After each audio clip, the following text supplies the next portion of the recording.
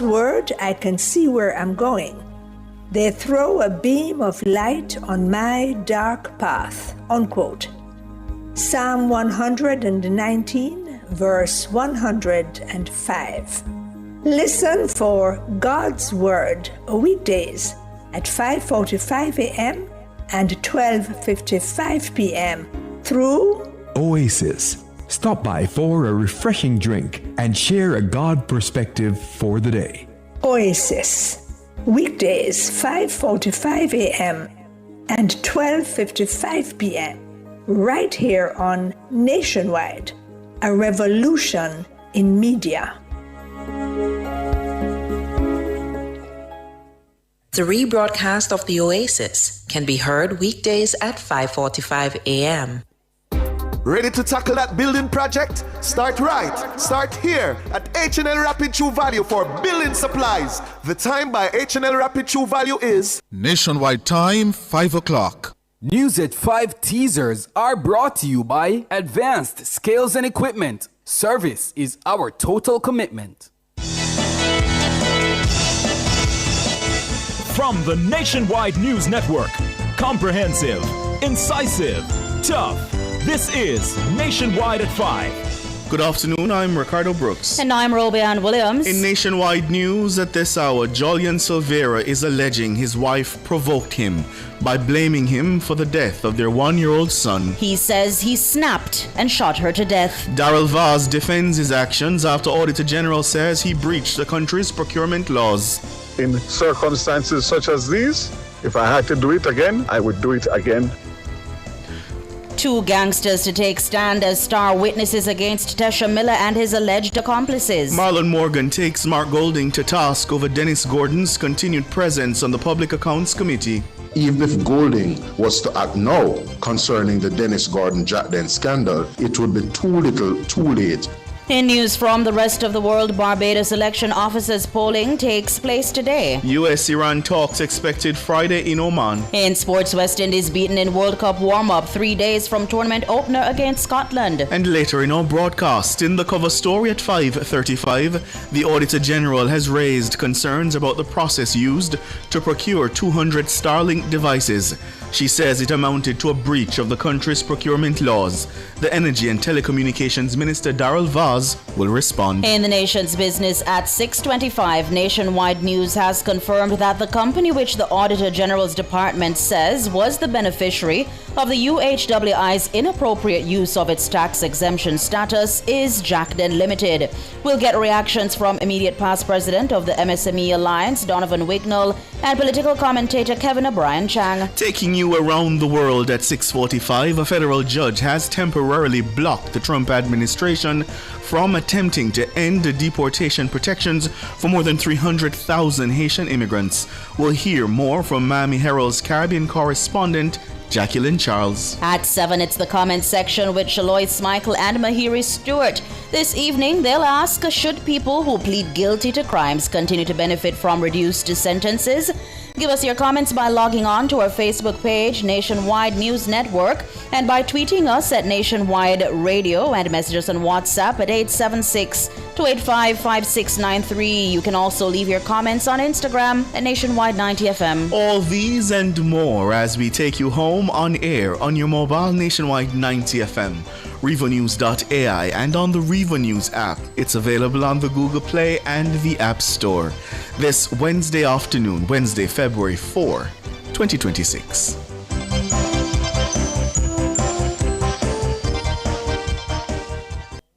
News at 5 teasers were brought to you by Advanced Scales and Equipment. Service is our total commitment. If it's news, it's got to be Nationwide 90 FM. And now to the details. Nationwide News understands that embattled politician Julian Silvera has alleged that he snapped and shot his wife Melissa to death after she blamed him for the death of their 1-year-old son during a heated argument. The explanation forms part of the guilty plea by which the former PNP lawmaker explained the circumstances that resulted in his wife being killed inside their bedroom in Stony Hill, St. Andrew in November 2023. On Monday, Silvera, who won the Western St. Mary seat for the People's National Party in the 2011 general election, pleaded guilty to manslaughter and using a firearm to commit a felony. George Davis has the story.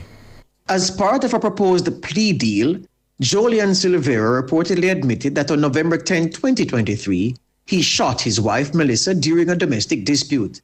Silvera reportedly said that on the fateful night, he and his wife engaged in a heated argument where, among other things, she blamed him for the death of their son Justin in August 2017. The body of Justin, who was only a year old, was found floating in the pool, while both Silvera and the household helper were at home. Our sources say Silvera spoke of a torrent of verbal abuse from Melissa on that night, which caused the former member of parliament to snap. A struggle reportedly ensued, during which Melissa was shot. It's understood she was shot 3 times. Silvera's explanation of the circumstances of Melissa's death preceded his move to plead guilty to manslaughter and using a firearm to commit a felony. While much focus has been placed on the murder or manslaughter aspect of the case, the firearm aspect is being overlooked. But on the firearms charge alone, Jolian Silvera is facing between 15 and 25 years in prison. With the prosecution having accepted Silvera's offer of a guilty plea to manslaughter, all eyes are now fixed on Chief Justice Brian Sykes, who will on Thursday rule on how the case will proceed. For Jolian Silvera, Thursday, February 5, 2026, is the first of a few D-days, whichever decision is ultimately made by the Chief Justice. In November 2023, condolences streamed in to Jolian Silvera after it was announced on the Facebook page of PNP President Mark Golding that his wife, Melissa, passed away. Shortly after that message, Silvera reportedly told family and friends a combination of stories about how Melissa died.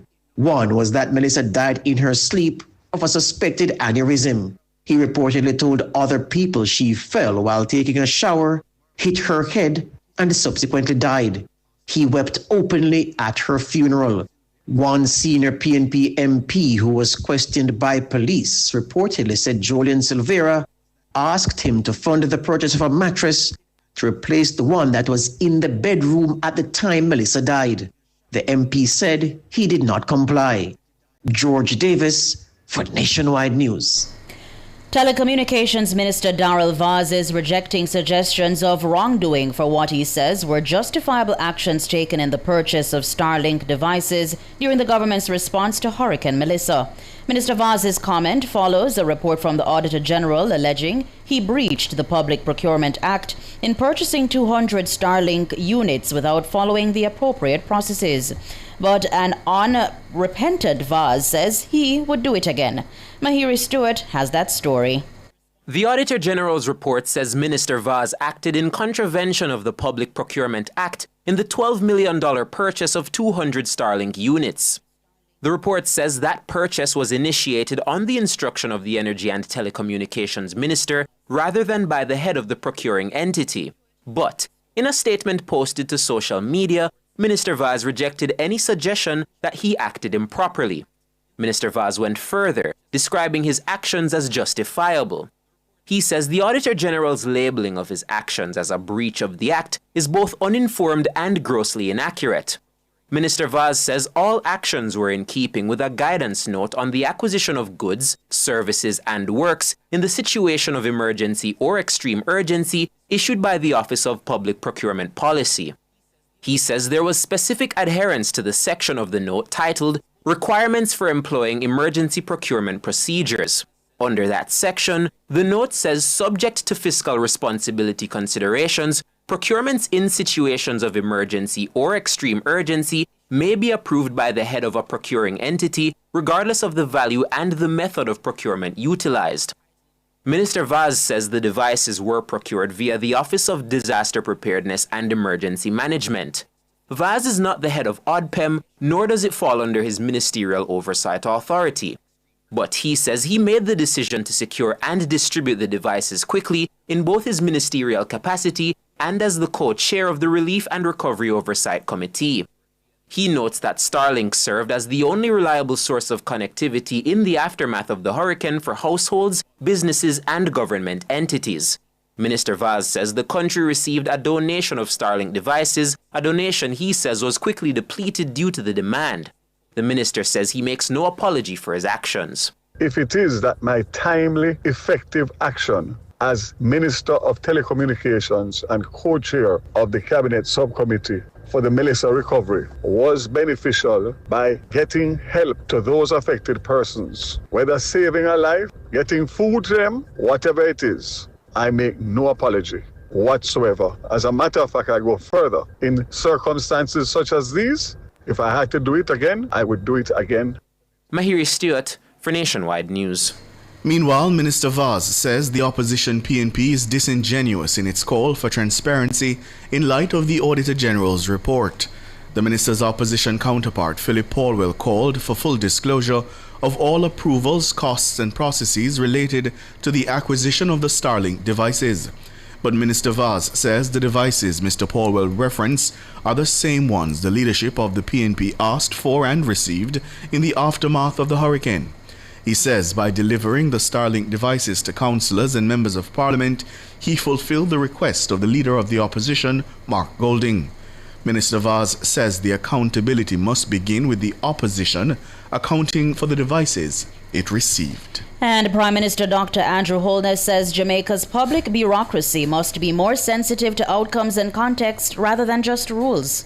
It can become self-serving when the bureaucracy fails to see the outcome and is more focused on the form than on the function. We are at the point where we will have to take on deeper, more strategic, more sensible institutional reforms that will take our complicated bureaucracy and turn it into a more efficient bureaucracy. These reforms are necessary. We must reform our public investment appraisal process. We must reform our procurement process. We must reform our contracting process. We must reform our licensing and regulation and permitting processes.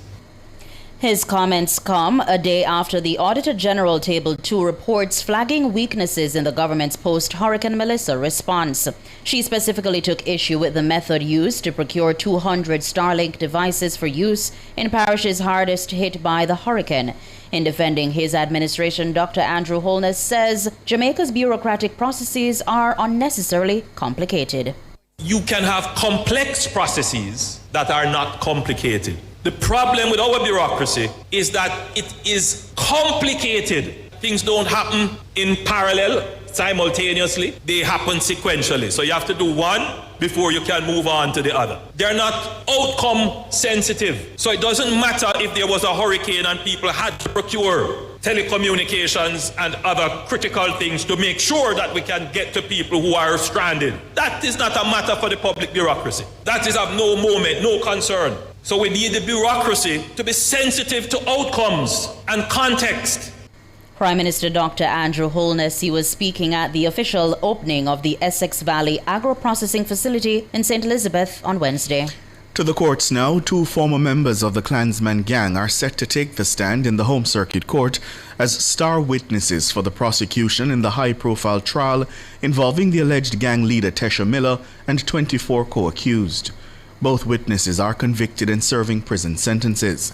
In opening its case on Wednesday, the prosecution told the court the case is being brought to further the objectives of the anti-gang legislation and centers on criminal activities primarily in St. Catherine. Our court reporter Robian Williams has the details.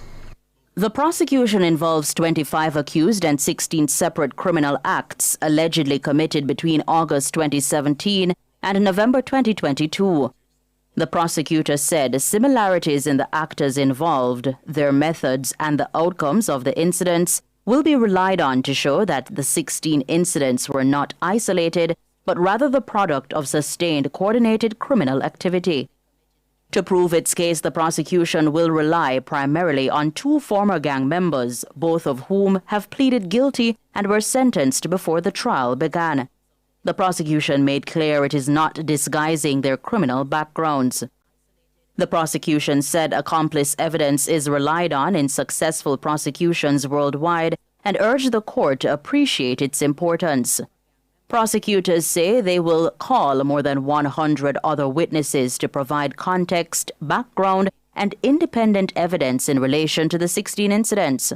The prosecution told the court that until the two primary witnesses began assisting, most of the incidents were unsolved with no suspects. Their evidence, it said, is grounded in their own involvement in the crimes. The prosecution stressed that credibility will be the central issue for the court to determine and urged a careful approach to evaluating the witnesses' accounts. The Crown cautioned against rejecting their evidence solely because of their status as accomplices. The prosecution asked the court to examine the level of independent support for the witnesses' accounts, the consistency and detail of their evidence, and their motivation for testifying. They noted that both witnesses have admitted their roles, have not sought to minimize their culpability, and were sentenced prior to giving evidence. The prosecution told the court that, like any organization, a criminal organization has structure and purpose. The Crown's case is that Tesha Miller was the primary leader of the gang and that the evidence will establish that the remaining 24 accused were active members of the organization. According to the prosecution, violence, primarily through the use of firearms, was the gang's main tool used to maintain territorial control and secure individual and collective benefits. The Crown says the evidence will show that members played various roles, including drivers, persons who by their employment were part of the gang, and the workhorses or main workforce who are the shooters or soldiers. He added that some individuals went above and beyond, noting that the name Michael Wildman appears several times in the indictment. The prosecution also alleged that some individuals provided benefits to the gang, naming Dr. Paul Robinson, who, the Crown says, on at least one occasion provided benefits to the criminal organization. Some members, the prosecution said, could be described as casual daily paid employees. But whether planned or spontaneous, the prosecution said the incidents shared a common thread: the use of violence and firearms for individual and collective gain. The trial will resume on Thursday morning at 10. Robian Williams for Nationwide News. Thanks, Robian. You're listening to the news on Nationwide at 5. We'll have more after these.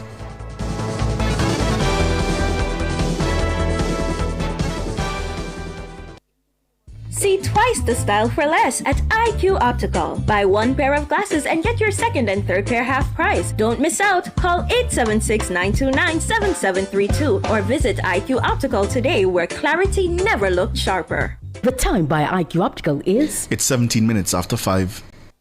Termites, rodents, or birds infesting your home or office? Call Rentokil Initial, the pest expert, at 876-926-4236 for a free pest assessment island-wide. The temperature brought to you by Rentokil Initial is 28 degrees Celsius in Kingston and Montego Bay.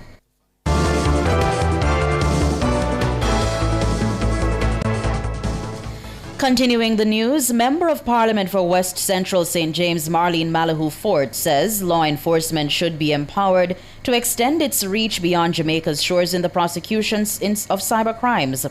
She was making her contribution to the debate on the Cybercrimes Act, which passed in the House of Representatives on Tuesday. Mrs. Malahoo Fort is encouraging the Parliament to give Jamaica's laws relating to cyber threats extraterritorial provisions. Siobhan Campbell tells us more. With cyber threats on the rise globally, the government has moved to strengthen the Cybercrimes Act with modern provisions and stronger penalties. But Member of Parliament for West Central St. James, Marlene Malahoo Fort, believes more can be done to further improve the legislation. She says in a world where the platforms on which much of the criminal activity takes place exist beyond Jamaica's borders, the law must similarly be enforceable. And those who govern the website are overseas and they are not sharing the information. And people's reputations are being tarnished. You have children in fear because things are put out about their parents. You have lies being told all over the place. So the law really has to go further. Any law dealing with cyber has to go further. And the real purpose of my contribution to this presentation is to remind that our Parliament does have power to make laws with extraterritorial application.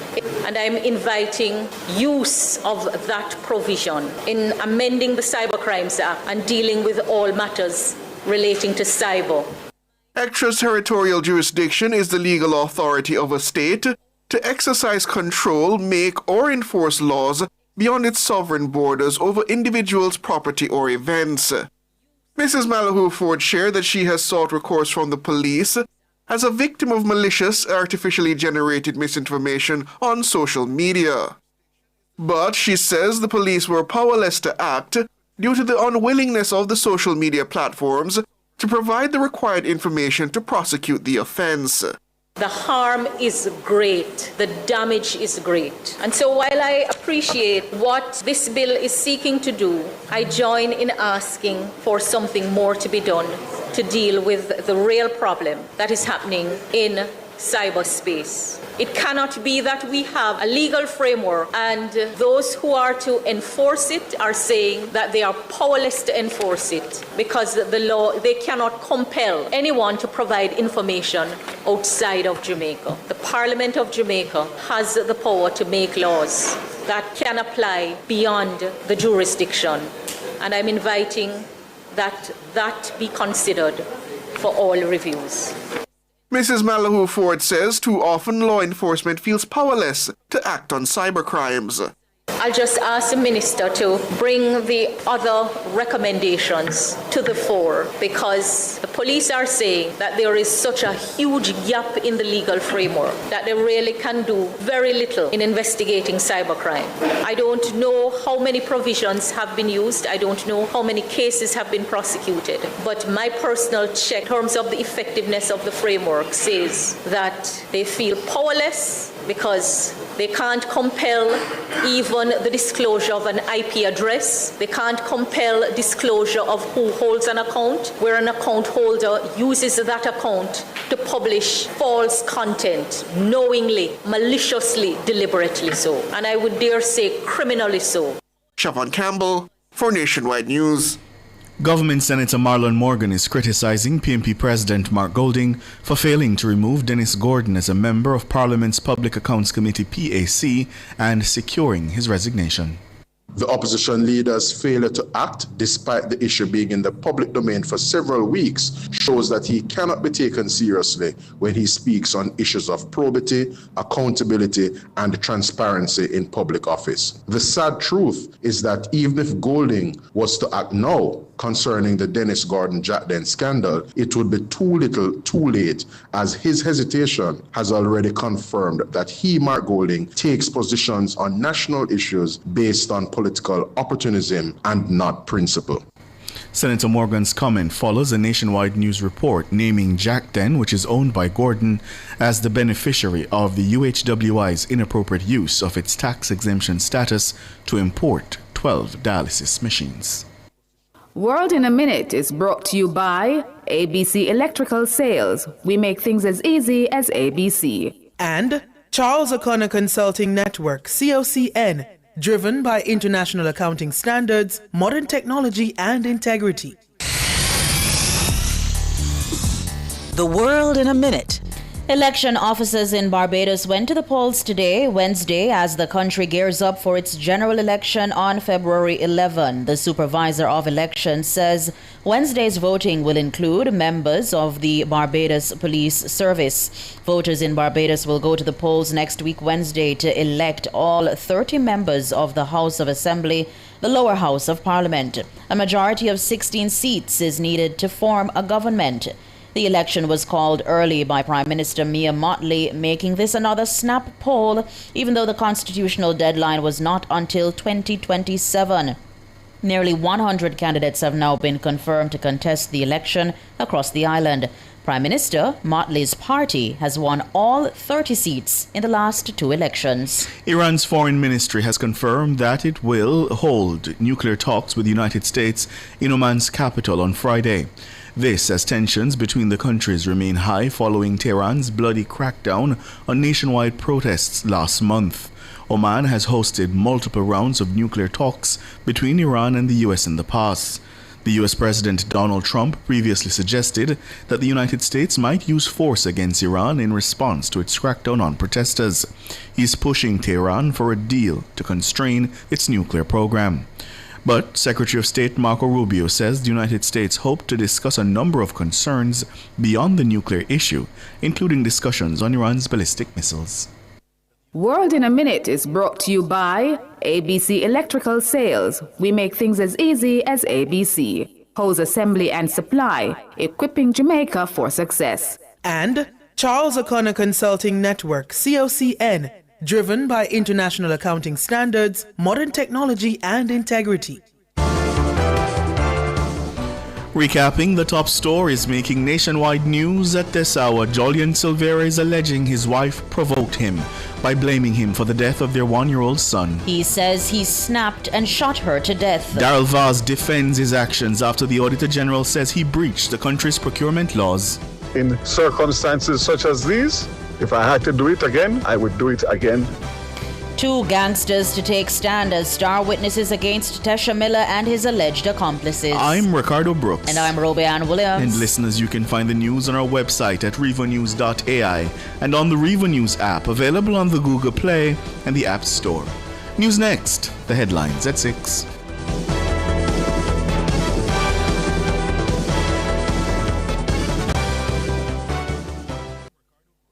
Every day, Jamaicans have something to say. In the group chats, on social media, in the streets, there's a place where it all comes together. The comment section. This is not a lecture. This is not a call-in show. This is the hottest topics of the day, filtered through real opinions, real WhatsApp messages, real voice notes, real reactions.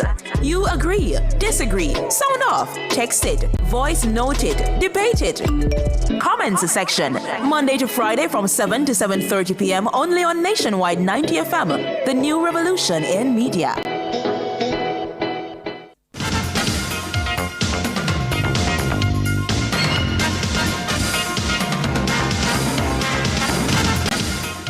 Hello, good afternoon, and welcome to Sports here on Nationwide 90 FM. I'm Wayne Walker. We start with news on football. Mount Pleasant Academy, they were leading champions Cavalier by a goal to nil at Stadium East in their rescheduled Rare Nephew Jamaica Premier League encounter. Gadale Irvin, well, he shot the St. Anne-based Caribbean champions ahead on minute 27. If the score holds, Mount Pleasant United will climb into third in the point standings, and they'll be just 2 points off the second place Racing United, and they will be 9 points behind the leaders Montego Bay United. Cavalier will move up to fifth in the standings if they manage to turn around the game and go on to win. Mount Pleasant Academy, they've got 3 games in hand on their competitors. 8-time champions Manchester City confirmed their spot in the final of the English League Cup on Wednesday thanks to a convincing 3-1 win over defending champions Newcastle United in the second leg of their semi-final tie at the Etihad Stadium. Manchester City won the tie 5-1 on aggregate and will now face the Premier League leaders Arsenal in the March 26 final at the Wembley Stadium in London. Omar Marmoush, the Egyptian international, bagged the double, while Tijani Reinders, the Dutch international, got the third.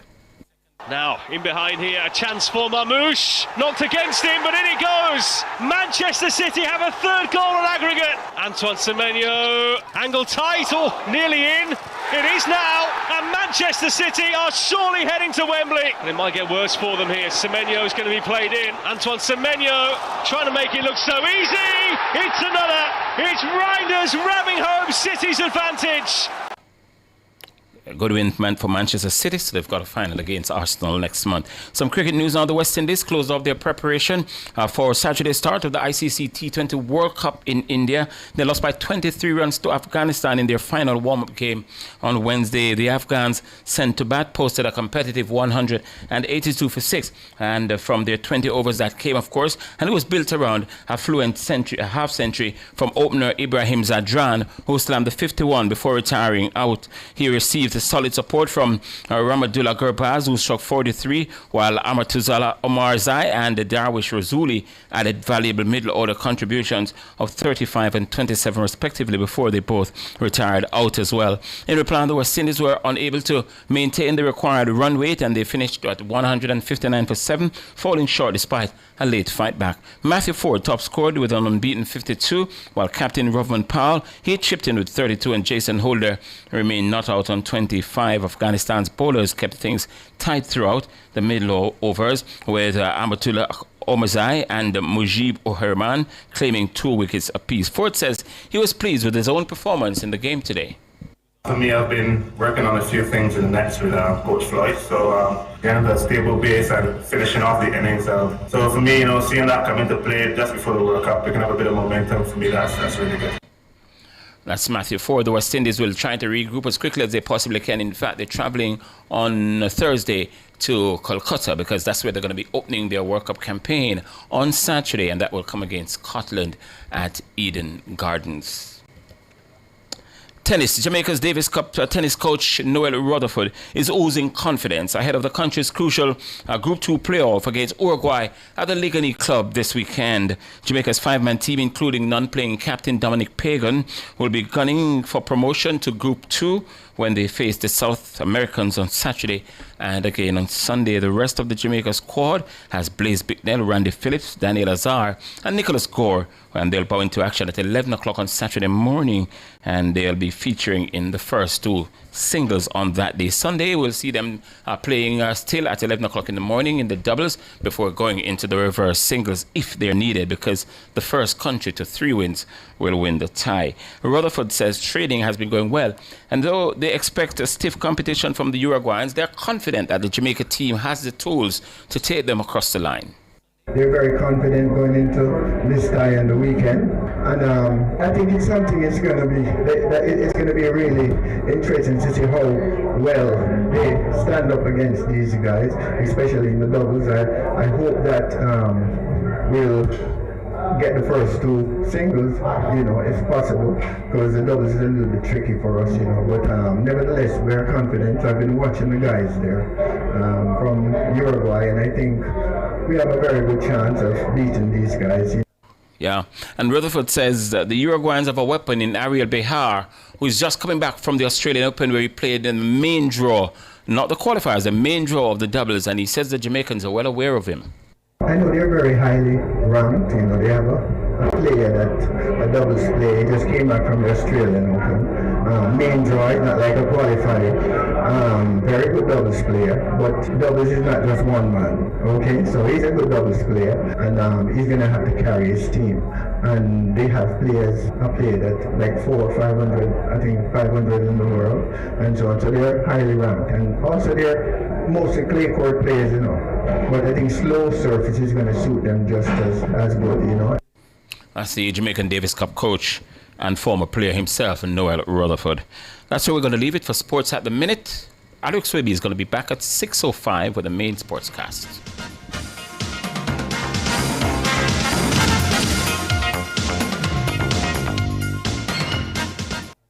For all your custom framing, printing, graphic design, and purchase of art, Make It Frame Art Jamaica Limited, serving you for over 40 years. The time by Frame Art Jamaica is 5:32. Feel the love floating through the airwaves this Valentine's with Nationwide 90 FM. Introducing Love is in the Air. I found love in you. A sweet and lovely radio feature inside Cliffviews Online at 12:30 p.m. and E-Zone at 4:35 p.m. starting February 9.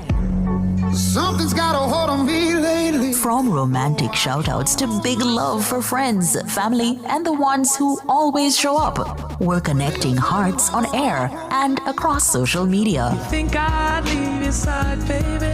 Got something loving to say? Say it loud and say it proud. Let Nationwide help you make this Valentine unforgettable. I think it's so easy to fall in love. Submit messages to your Valentine or secret admirer to sales@nationwidenewsnetwork.com and let us do the rest. Let Let Nationwide 90 FM be your gateway to a memorable Valentine's season. Because guess what? Love sounds better on the radio. Heart be racing like a drum. Feel it in my soul. This is not just another campus day. This is President's Night Day at UTEC Jamaica. Tune in to Nationwide 90 FM from 1 to 3 p.m. on Thursday, February 5 at the Caribbean Sculpture Park, UTEC JA Papine campus. Expect a campus march with the band, the mascot, and full night energy. Then step inside the Nights Hub, where your favorite brands link up, faculty show off, and ideas come alive. Lots of challenges and activities. From dancing battles to hula hooping, Night's Quest to domino games, and even staff versus student football. So tune in to Nationwide 90 FM, Thursday, February 5 from 1 to 3 p.m. It's the President's Night Day at the Caribbean Sculpture Park, UTEC JA Papine campus. Catch our broadcast on our YouTube channel at Nationwide 90 FM Live 2, or keep your station locked to Nationwide 90 FM, the new revolution in media. This broadcast is brought to you by the University of Technology, Jamaica. He never shies away from taboo topics. Voyagings After Dark. The most riveting discussions. Voyagings After Dark. Topics that are shunned by society. And everything else in between. Voyagings After Dark with Kareem Voyagings this and every Wednesday from 8 to 11 p.m. on Nationwide 90 FM. You can't miss. What's buzzing? Celebrity outfits. Is that a hit or a miss? Bust the odds. Jamaica's Got Talent. Wait, a war man. Hot takes. Talk up the takes. Actual factual. Life is short. Voyagings After Dark. Come get your mind blown. And your curiosity explored.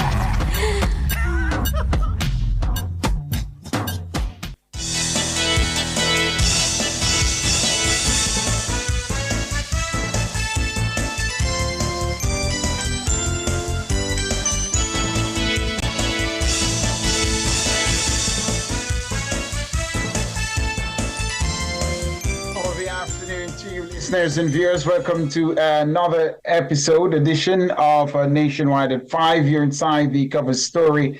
It's Must Listen Radio right here on Nationwide 90 FM. And of course, on the cover story today, we will be focusing on the Auditor General's report on the government of Jamaica's hurricane response after the passage of Melissa. We will be having as a guest Minister of Energy, Transport and Telecommunications, Darrell Vaz.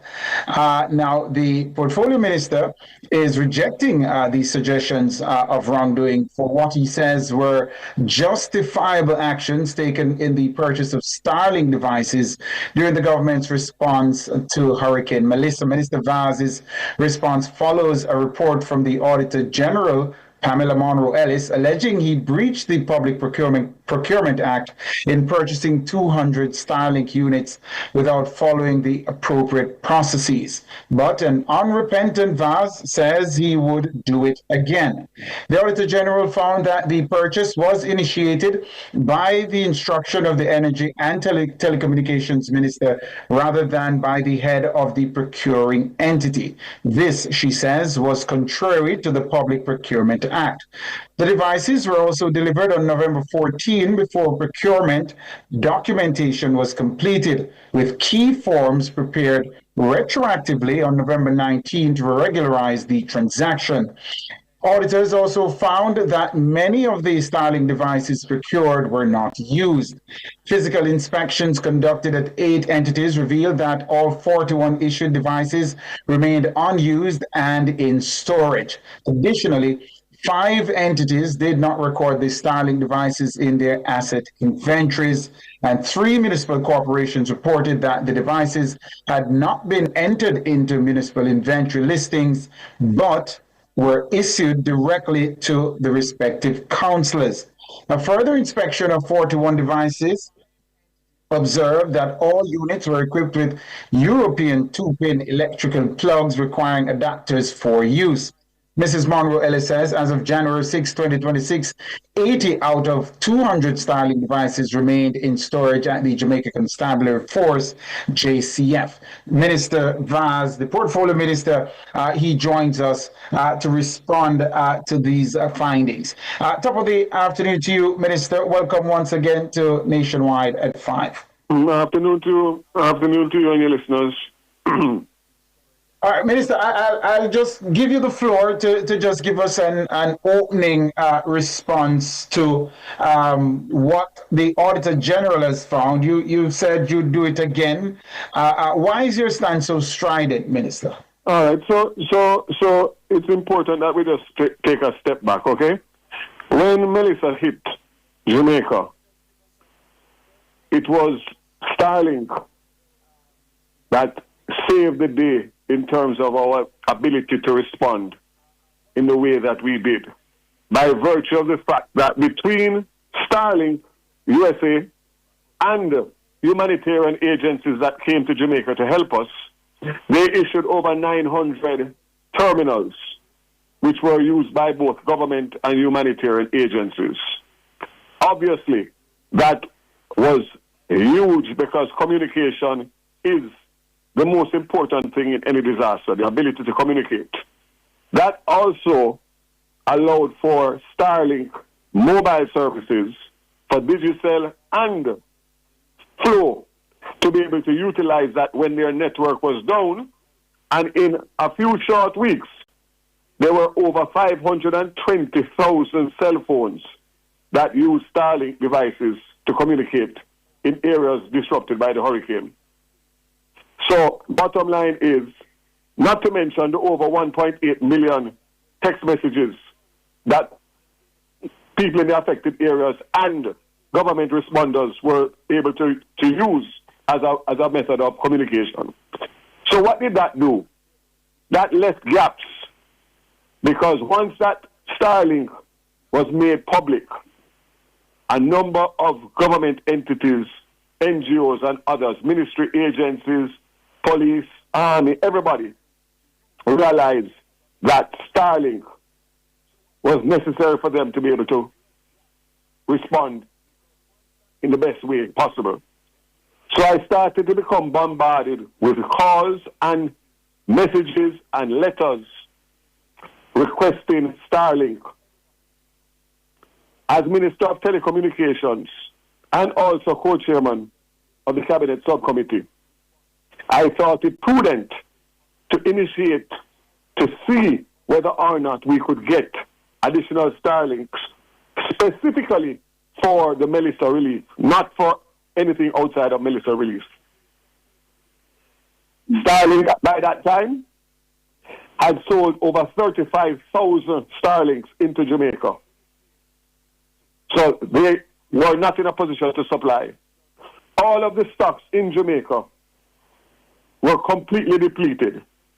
And I was able to find, through my ministry, one supplier who had a shipment of 200 coming in, or 250, for which I initiated with ODPEM to procure them. Now, let me make it clear. I could, as Minister of Telecommunications and the Minister responsible for Met, I could have done that internally in my ministry, you know. But I didn't, because I knew what the purpose was, and I knew that the legal entity to handle response in Jamaica for any disaster is with the Office of Disaster Preparedness and Emergency Management. Hence, why I went that route. So, between the Permanent Secretary in ODPEM, in OPM, and the Director General in ODPEM, that process was handled. Bottom line is, that is simply what transpired, and the bottom line is that, as I said before, the only person that advises the government of Jamaica is the Attorney General's chambers, for which I have furnished you with their letter, both the letter from OPM to them and their response as it relates to emergency procurement in a disaster. And it clearly states that it can be done the way it was done without any breaches. So I want to make it very clear that the advice given to the government of Jamaica through any ministry or agency is that of the Attorney General's chambers and not of any other entity.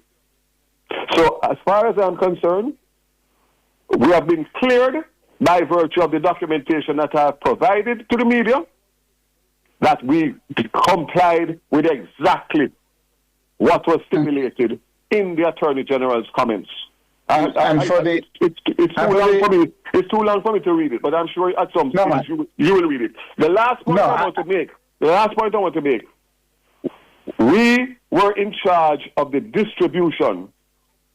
It was made clear that the units would have to be subscribed and maintained and paid monthly costs by the receiving entities. So once it came out of the office of the Commissioner of Police, yes, that's where our duty ended. So I cannot answer for ones that are not in use, because I indicated to them from day one that they need to be subscribed when the subscription completed, and also to maintain the monthly payments. So I also want to make that very clear. We're almost up on the break, but for the benefit of our listeners, you've heard Daryl Vaz, the Minister of Technology, say that he has provided documentation. We are in receipt of, and I've read through them. A letter was written by the Permanent Secretary in the Ministry of, in the Office of the Prime Minister, pardon me, that's Ambassador Rocky Mead, to the Attorney General's chambers on November 10, 2025. And also we are in receipt of a response from the Solicitor General in the Attorney General's chambers, Mrs. Marlene Aldred, to the Permanent Secretary in the Office of the Prime Minister.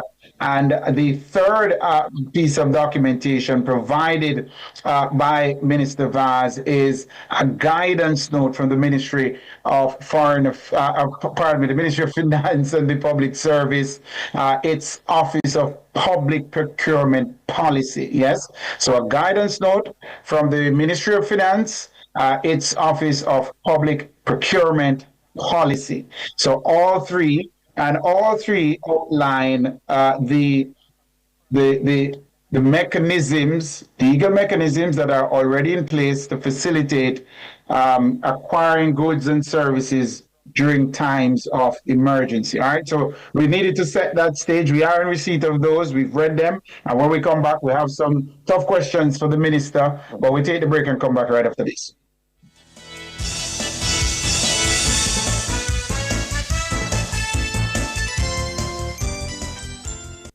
Order Pizza Hut online at pizzahutjamaica.com or through WhatsApp at 876-837-4488. Pizza Hut, now that's delivering. The time by Pizza Hut is 5:46. Charles O'Connor Consulting Network, COCN, is a financial reporting firm that delivers accounting and compliance services on time. Call us today at 876-908-0486-7. Email us at clientservices@cocnjamaica.com or visit our website at www.cocnjamaica.com. COCN, driven by international accounting standards, modern technology, and integrity. For all your electrical needs, visit ABC Electrical Sales. They stock a wide variety of electrical supplies, including plugs, switches, panel boards, and conduits, plus energy-saving fixtures. ABC Electrical Sales stocks brands like GE, Siemens, Philips, Cutler Hammer, and Allen Bradley. They also offer free island-wide delivery just to suit your needs.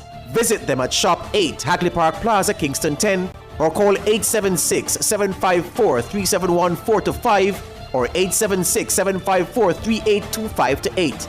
ABC Electrical Sales, for a better choice in the electrical business.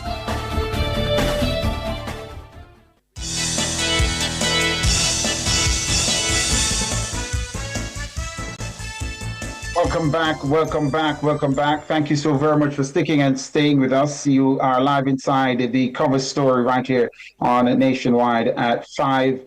We're talking about the Auditor General's report into the government's response in the aftermath of Hurricane Melissa. I misidentified the minister who we have with us, that's Daryl Vaz, before we went to the break. I said technology minister. That was perhaps some time ago. He's Minister of Energy, Transport and Telecommunications. Before I bowl the question to you, I just want to read just a line or two from the documentation that we're looking at, which says that the rules regarding procurement are relaxed during emergency situations. Let me put it like that. In this letter from the Attorney General's Chambers, written by the Solicitor General, it says, paragraph 1, subsection U of Part A of the first schedule provides, quote, the procurement methods and processes set out in parts 3 and 5 do not apply to the following goods, works, and services. And U reads, goods, works, and services required during a situation of emergency or extreme urgency, notice in relation to the acquisition of which is published in accordance with paragraph 3. So the laws are clear. The procurement methods and processes set out in parts 3 and 5 do not apply to the following goods, works, and services. Goods, works, and services, required during a situation of emergency or extreme urgency. Notice in relation to the acquisition of which is published in accordance with paragraph 3. So Minister, it's clear what the law says about the procurement rules in a time of emergency. However, the Auditor General made a particular finding, which is what I want you to respond to, that the procurement of these 200 Starlink devices was initiated by your instruction, is the claim, not by ODPEM's Director General, which contravenes the Public Procurement Act. Why is this the case, and why did you issue that instruction, and do you accept that it's in breach of the laws? I issued that instruction in my position as the Minister of Telecommunications and also that of the co-chair of the Cabinet Committee for the Melissa Recovery. So that in itself gave me two hats. They weren't going, nobody was calling ODPEM about Starlink. They were calling my ministry and calling me because I was the one who was on the ground coordinating with Starlink and the humanitarian aid companies in Jamaica on the ground in terms of the Starlinks that were given to us free of cost by Starlink and other humanitarian agencies. So that automatically put me as the person who the ministries and agencies and other NGOs contacted expressing their difficulties in responding effectively and efficiently and timely because of the lack of communication. Secondly, we were in the midst of trying to get normality back in some areas. So the ABMs could not function without Starlink. So the Bankers Association were in touch with me. The Ministry of Labor was in touch with me because their field officers didn't have enough Starlinks to be able to do the assessments. The police stations, all of the emergency services that the government had were under pressure because of the lack of communication. But let's go one step further. The political directorate was on me, led by the leader of the opposition, that his councillors and his members of parliament were helpless because when they went in their constituencies, they had no communication to communicate with the responding agencies or their constituents. All members of parliament in the affected area were given a Starlink out of those 200 Starlink. All mayors all councillors on both sides were given Starlink through the municipal corporations. The municipal corporations, which is responsible for the response in the parishes. Their buildings did not have Starlink. So Minister Vaz, I think it's impatient of debate, Minister Vaz, the situation that existed on the ground that would have necessitated the need for the devices. But the Auditor General is being specific here, and based on the documentation, one second, let me get the question out. Based on the documentation that you have provided, it's the guidance is to all government of Jamaica procuring entities, yes? That includes ministries, departments, executive agencies, or other agencies of government, a public body, a local authority, any other body that is the recipient of public funds and duly authorized to apply those funds to public procurement. The argument the Auditor General is positing here is that the minister has no such authority, whether ordinarily or under emergency circumstances. Do you accept that that is a fact? No, I don't. And let me tell you why I don't. I don't because although ODPEM does not fall under me, it used to fall under local government and it went to the office of the Prime Minister. Yes? By virtue of my appointment as co-chair of the Cabinet Subcommittee of the Melissa Recovery, that gives me authority and autonomy to speak directly to the Permanent Secretary in OPM and also the Director General in OPM wearing my hat as co-chair. So it's not just the Minister of Telecommunications that pick up the phone and call the Permanent Secretary. I'm using my position given to me by the Cabinet of Jamaica, named by the Prime Minister of Jamaica, and therefore I find that to be, in other words, what would I call it? A distraction? The fact is that the So you asked the OPM head to make contact, is that what you did? No, let me finish. When I initiated it to the Permanent Secretary and Director General, if they thought that it was unnecessary, they thought that it was not value for money, or whatever they thought that they would have disagreed with me advising on the purchase of 200 Starlings, the matter would have ended. But they supported it because they understood, being in the seat that they are, the challenges that we're having out there in communication and the responsibility of the government to have a coordinated, well-coordinated, decisive response to the hardships of those hundreds of thousands of people down there. So Absolutely, Minister. And I'm asking you, what I'm really asking you to tell me, and you're giving us bits and pieces of it.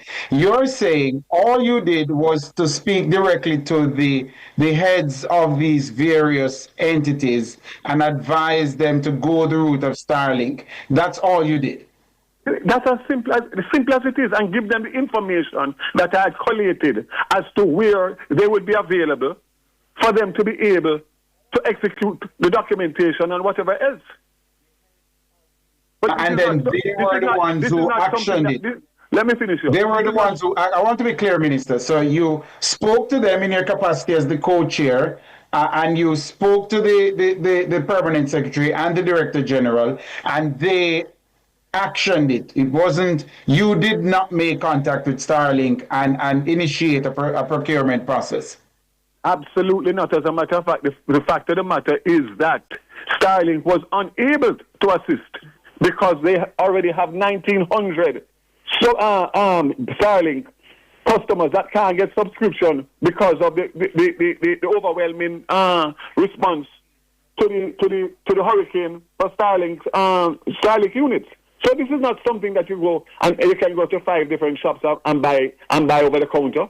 This was just a situation that landed us in a position where there was a supplier who had a shipment, not specific for us, that was coming in the timeline that we needed it because of the fact that obviously we were in a state of emergency. I'm also hearing that you're disagreeing with the characterization then that you initiated the procurement. You're saying you did not do that. Listen.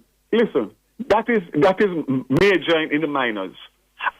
Everything that happened with Starlink came through me from the day one, from the hurricane hit. All communication with Starlink International, they sent people down here, and that I was a point person as Minister of Telecommunications.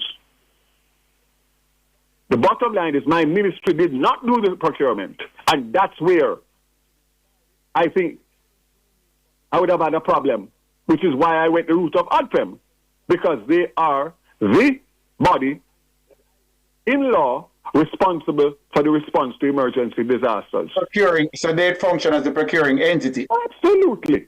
Absolutely. So the legal advice or the technical advice, because we do see that the government sought legal advice, and it is, in your estimation, you're saying you're of the view that your actions fell within the ambit of the legal advice provided by the Attorney General's chamber. 110%. And I go further. Extreme times require effective, decisive, and timely interventions. This is not just an ordinary situation. This is people's lives. This is people that don't have food to eat, don't have a roof over their head.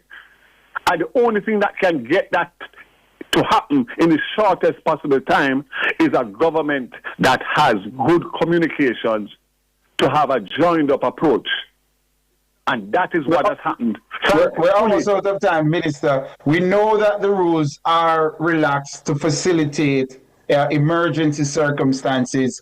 Do you think the rules should be further relaxed to allow ministers to initiate procurement in cases of emergency? Do you believe that? No, I don't. And I don't see it necessary, because you already have the mechanism and the structure in your ministry or through ODPEM to do exactly what they did. So the fact of the matter is that absolutely there is a system there and it works. A disaster was declared, a disaster order was promulgated, and that gave what was allowed to happen in the shortest possible time, because it simply means that the procurement process was suspended based on the disaster order. That's what it means. That's what it means in real English, real life English. When you cut away all the legalities and everything, right? It gives the head opportunity to procure anything that he sees necessary for the emergency in the short time. We have to leave it there, Minister. Thank you so much for coming on. And we have a lot of respect for you here at Nationwide, because you don't hide from the questions. You face them. So thanks for coming, Minister. We appreciate it. Enjoy the rest of your evening.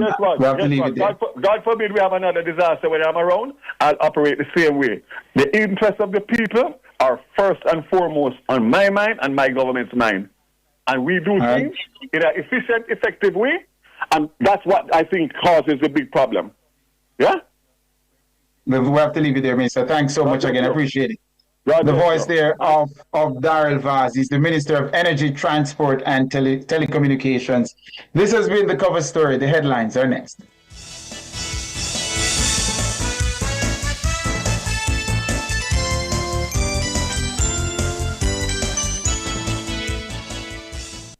The time brought to you by Guardian Life. Live secure, live easy is... It's a minute after 6. Nationwide headlines at 6.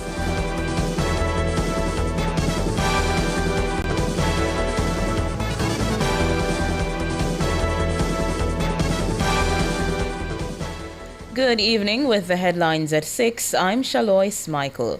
Nationwide News understands that embattled politician Julian Silveira has alleged that he snapped and shot his wife Melissa to death after she blamed him for the death of their 1-year-old son during a heated argument. The explanation forms part of the guilty plea by which the former PNP lawmaker explained the circumstances that resulted in his wife being killed inside their bedroom in Stony Hill, St. Andrew in November 2023. On Monday, Silveira pleaded guilty to manslaughter and using a firearm to commit a felony. Our sources say Silveira spoke of a torrent of verbal abuse from Melissa on the night, which caused him to snap. A struggle reportedly ensued, during which Melissa was shot. It's understood she was shot 3 times. With the prosecution having accepted Silvera's offer of a guilty plea to manslaughter, all eyes are now fixed on Chief Justice Brian Sykes, who will on Thursday rule on how the case will proceed. Prime Minister Dr. Andrew Holness says Jamaica's public bureaucracy must be more sensitive to outcomes and context rather than just rules. It can become self-serving when the bureaucracy fails to see the outcome and is more focused on the form than on the function. We are at the point where we will have to take on deeper, more strategic, more sensible institutional reforms that will take our complicated bureaucracy and turn it into a more efficient bureaucracy. These reforms are necessary. We must reform our public investment appraisal process. We must reform our procurement process. We must reform our contracting process. We must reform our licensing and regulation and permitting processes. His comments come a day after the Auditor General tabled 2 reports flagging weaknesses in the government's post-Hurricane Melissa response.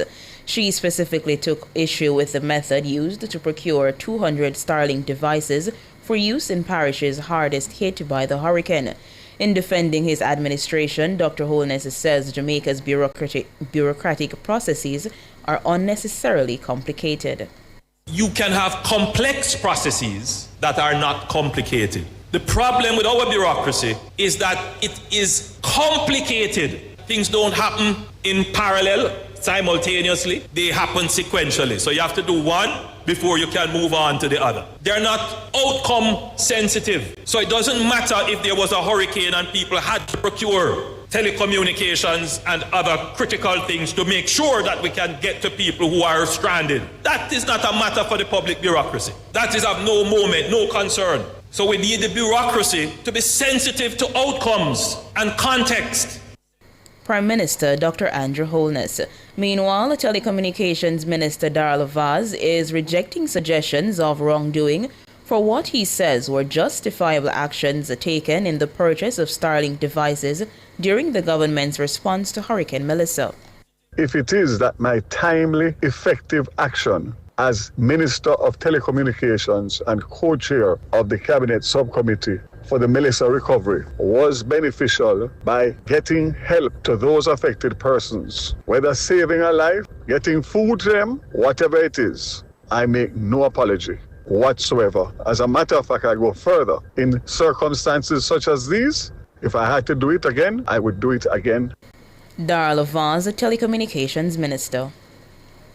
Government Senator Marlon Morgan is criticizing PNP President Mark Golding for failing to remove Dennis Gordon as a member of Parliament's Public Accounts Committee, PAC, and securing his resignation.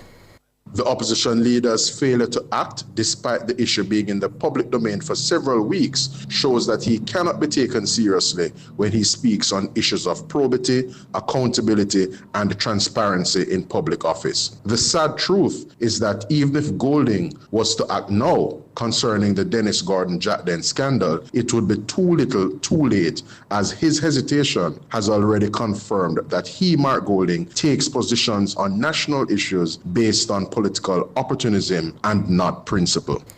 Senator Morgan's comment follows a nationwide news report naming Jack Den, which is owned by Gordon, as the beneficiary of the UHWI's inappropriate use of its tax exemption status to import 12 dialysis machines. The matter was first raised in an Auditor General's report. UHWI's improper use of its tax status breached the customs laws and effectively granted a $10 million tax waiver to Jack Den. Senator Morgan says Golding's responses at a recent PNP media conference regarding Jack Den are unacceptable. Golding's evasive answers at a recent PNP media conference regarding the Jack Dennis Gordon tax exemption saga are unacceptable and shows that Mark Golding is hypocritical when he claims to believe in principles of accountability and transparency. Golding should be reminded of his bold proclamation on the 2025 campaign trail when he stated that he is against actions which deprive Jamaica of valuable tax dollars but make a few cronies with political connections richer instead of benefiting the Jamaican people. Marlon Morgan, Government Senator. Those were the headlines at 6. I'm Shalois Michael. Sports is next.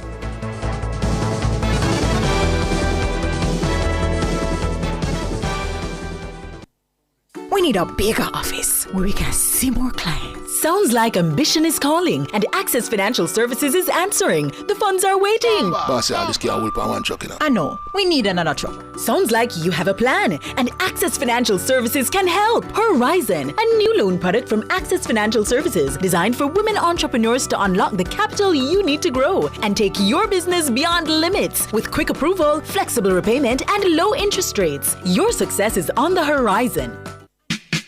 Exclusive content, behind the scenes moments, and priority updates coming soon to Nationwide 90 FM.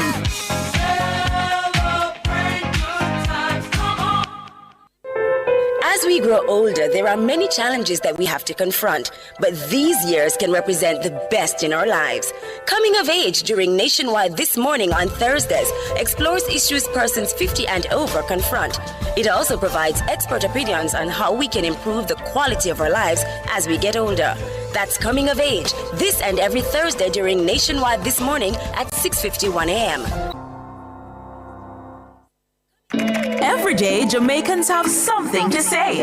In the group chats, on social media, in the streets, there's a place where it all comes together. The comment section. This is not a lecture. This is not a call-in show. This is the hottest topics of the day, filtered through real opinions, real WhatsApp messages, real voice notes, real reactions. You agree, disagree, sound off, text it, voice note it, debate it. Comments section, Monday to Friday from 7 to 7:30 p.m. only on Nationwide 90 FM, the new revolution in media.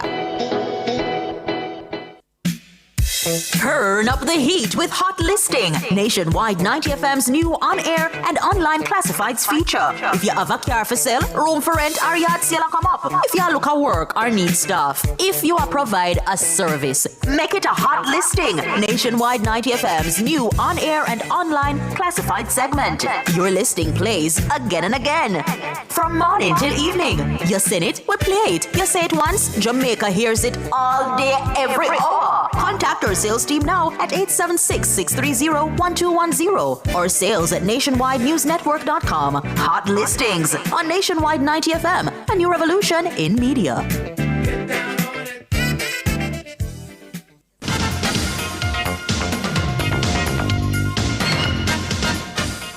Hello, good evening, and welcome to Sports here on Nationwide 90 FM. I'm Wayne Walker. Mount Pleasant Academy, where they climbed into third place in the Ray & Nephew Jamaica Premier League after beating champions Cavalier by 1-0 in a rescheduled encounter at Stadium East a short time ago.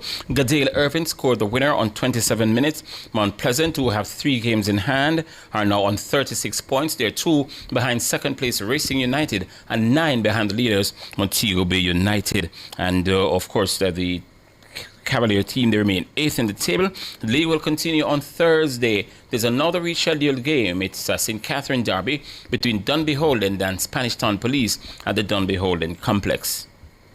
Jamaican international Dujon Whisper Richards, well, he completed his first training session at English Championship team Leicester City on Wednesday, following a loan move from Chelsea. Richards says he's hopeful the move will allow him to express himself on the field and also continues to be an inspiration to youngsters here in Jamaica. Yeah, first loan, I think the first part of my career where I start playing men's football and get the experience, and we go from there. Be exposure and show the world what I can do. Yeah, the intensity was high, and I'm kind of used to that as well. From Chelsea and from Jamaica first team, and I just locked in and adapted it. And Richards admitted that his international teammate Bobby Reid played a major role in the move from Chelsea to the King Power. Bobby is a massive part of me joining Leicester, and he just messaged me one day and said, it's a great club with great history, and I think you should come to develop your talent, that show the world that we can do it. That's Dujan Whisper Richards. 8-time champions Manchester City, well, they confirmed their spot in the final of the English League Cup on Wednesday, thanks to a convincing 3-1 win over the defending champions Newcastle United at the Etihad Stadium in the second leg of their semi-final tie. Manchester City won the two-way tie 5-1 on aggregate and will now face Premier League leaders Arsenal in the big showdown, the final on March 26 at the Wembley Stadium in London. Omar Mamouche, the Egyptian international, was on target twice for the citizens today. The other goal came from their Dutch international, Tijani Reinders. Now, in behind here, a chance for Mamouche. Knocked against him, but in it goes. Manchester City have a third goal on aggregate. Antoine Semenyo, angle tight, nearly in. It is now, and Manchester City are surely heading to Wembley. And it might get worse for them here. Semenyo is going to be played in. Antoine Semenyo trying to make it look so easy. It's another. It's Reinders ramming home City's advantage. Jamaica's Davis Cup coach, that's Noel Rutherford, is oozing confidence ahead of the country's crucial Group 2 playoff against Uruguay at the Ligani Tennis Club in New Kingston on the weekend. Jamaica's five-man team, including non-playing captain Dominic Pagan, are aiming to gain promotion to Group 2 when they face the South Americans on Saturday and again on Sunday. The rest of the Jamaica squad, Blaise Bicknell, Randy Phillips, Daniel Azar and Nicholas Gore, will bow into action at 11 o'clock on Saturday morning, and of course they'll be playing in the two opening singles. Sunday's action will also start at 11 o'clock, but they'll be in the doubles at 11, and then the reverse singles if required. It's actually the first country to win 3 that will go through, so they may not necessarily need the last 2 singles. And Rutherford says training has been going well, and though he's expecting stiff competition from the South Americans, he knows that the Jamaica team has what it takes to go over the line.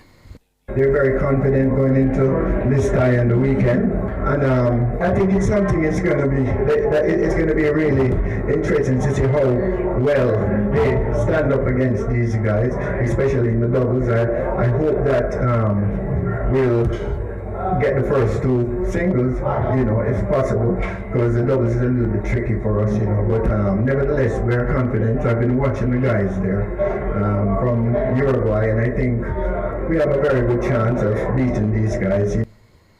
Rutherford says the Jamaicans will have to keep an eye on Ariel Behar, their double star from Uruguay, who is just coming back from the Australian Open, and he's expecting him to play a massive role in the South Americans. I know they're very highly ranked. They have a player that a doubles player. He just came back from the Australian Open. Main draw, not like a qualifier. Very good doubles player, but doubles is not just one man. Okay, so he's a good doubles player, and he's gonna have to carry his team. And they have players played at like 400 or 500, I think 500 in the world, and so on. So they're highly ranked, and also they're mostly clay court players, But I think slow surface is going to suit them just as good, Jamaica's Davis Cup coach, Noel Rutherford. The Uruguayans have been on the island since Sunday. We watched them train at Ligani on Wednesday afternoon after the official launch of the tie, and the organizers are expecting some 5,000 spectators. Jamaica's ever only qualified for Group 2 once. They did it in 2024, and we're looking to do it again. The Sports Development Foundation, SDF, they've committed $1.5 million Jamaican dollars to the tie. Shane Dates, head coach of the West Indies women's team, stated that he was pleased with the growth and development that the younger players showed in 2025. West Indies women are currently ranked 9th in ODI cricket and 6th in the shortest form, the T20. According to Dates, it's crucial that the coaching staff properly utilize the talent that they have at their disposal. And they all showed that they're good enough skill-wise at this level. Glasgow played some good innings. Claxton did some good things. Grimman got a 50 against England. Zeta with the new ball and T20 did a really good job in England. So all those players are contributing. It's just consistency, which I think all young players in all sports, that consistency is the one you try to get nailed down early to give us, some bankers in the team and know that you're going to get some consistent performances. But there's a lot of talent in the region, as we know, and it's just getting that and harnessing it and developing it the right way is the challenge for us as coaches. And though he was impressed with what they did in 2025, he still has as priority an effort to try to get a cadre of seam bowlers. We've got the physical attributes and athleticism, height, etc., to produce fast bowlers. And we're trying to work on a few. As I said, I think last time we spoke up, we sent 4 to Australia to work on their skills. And I think Shunisha Hector has been really good, probably been the standout at our camp and in the bowling here as well at the regional. She's bowled really well. But I think the skill set of our bowlers, our quicks, is probably bigger in the women's game. Swing is a massive thing because the bowl at slower paces and there's a lot more swing. So that swing side of our fast bowlers is something we need to keep improving on.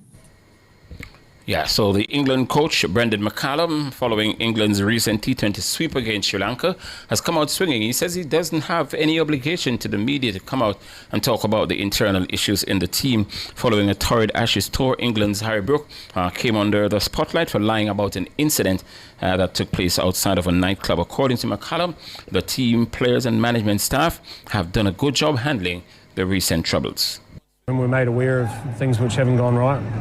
We discipline and we have a stern word and we try and deal with things internally. And I don't think we need to release all of those findings every time something arises to the media. We feel like we deal with them and we've dealt with the processes of the last little while, I thought, pretty well.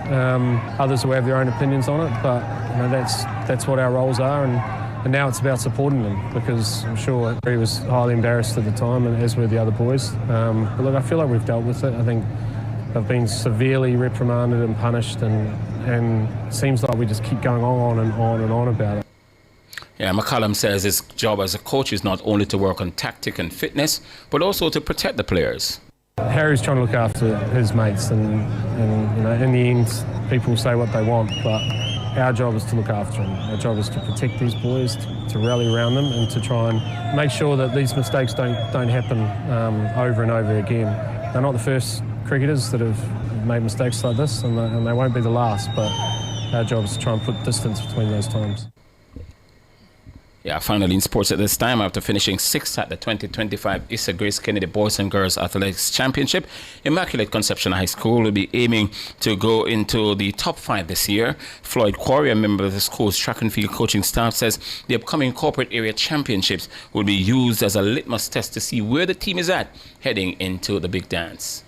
It's a warm-up. It's a build-up. And, it's just it's, I guess, the first stance for us to get into competitive mode, and get into championship mode. And corporate era, which we were grateful for, provides that, all right? So, salute to Ricky Martin in terms of, spearheading that aspect. So that gives us the opportunity to do like a dress rehearsal before the big championships.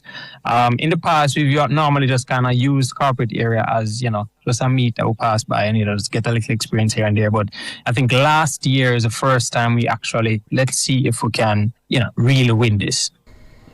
Yeah, and Quarry says the team is highly motivated as they look ahead to the March 24 to 28 Boys and Girls Champs at the National Stadium.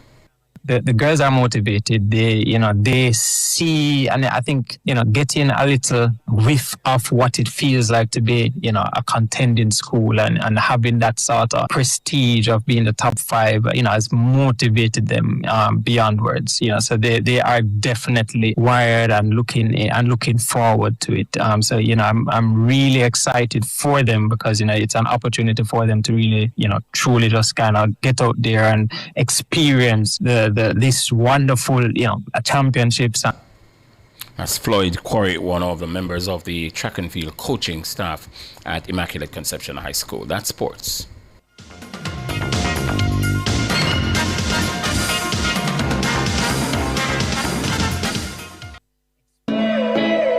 You think you're getting the full nationwide experience now? You just wait. The Family Club is coming soon.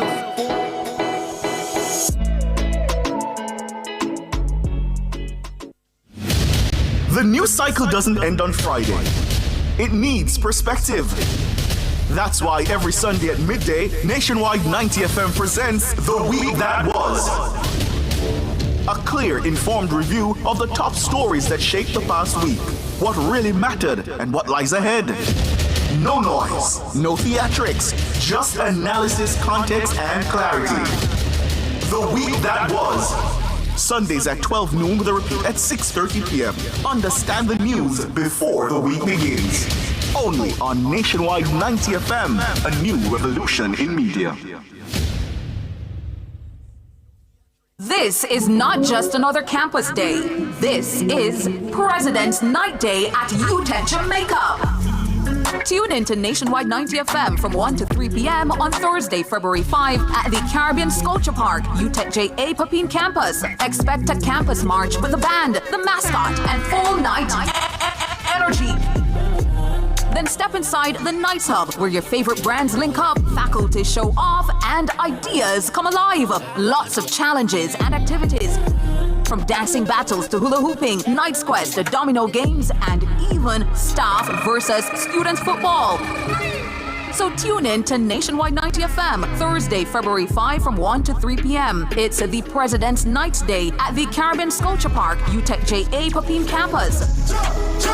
Catch our broadcast on our YouTube channel at Nationwide 90 FM Live 2, or keep your station locked to Nationwide 90 FM, the new revolution in media. This broadcast is brought to you by the University of Technology, Jamaica.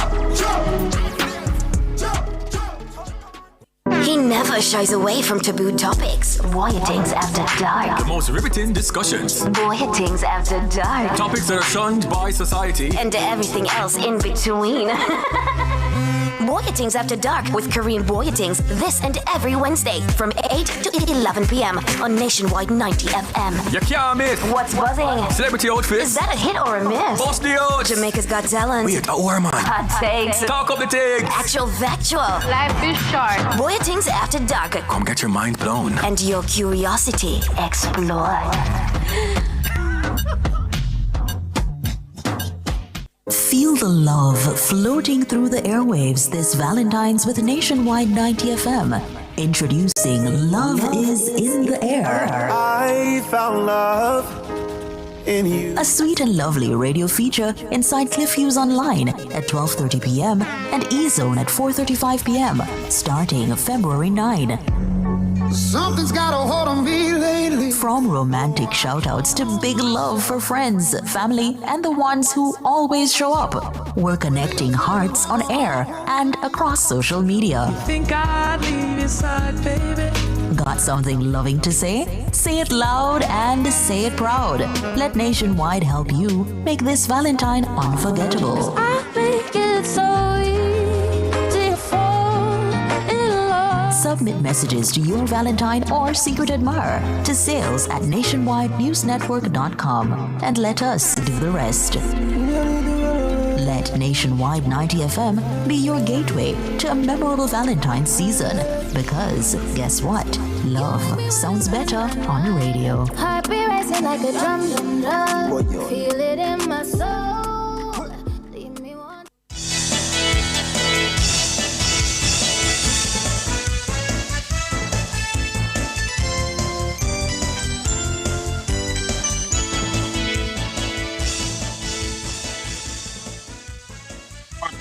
Welcome back. Thank you so very much for sticking and staying with us. Good evening to you on the 90 FM band. And of course, if you are over there on our YouTube channel, top of the evening to you as well. You are inside the nation's business, and inside the nation's business, we want to get some perspectives on Nationwide's reportage that has been able to confirm that the company which the Auditor General's Department says was the beneficiary of the University Hospital of the West Indies' inappropriate use of its tax exemption status to import 12 dialysis machines is Jacden Limited. A report prepared by the Auditor General's Department and tabled recently in Parliament says in 2024, the hospital used its tax exempt status to secure a $10 million waiver for for Private Company 2. Company wasn't named, Private Company 2.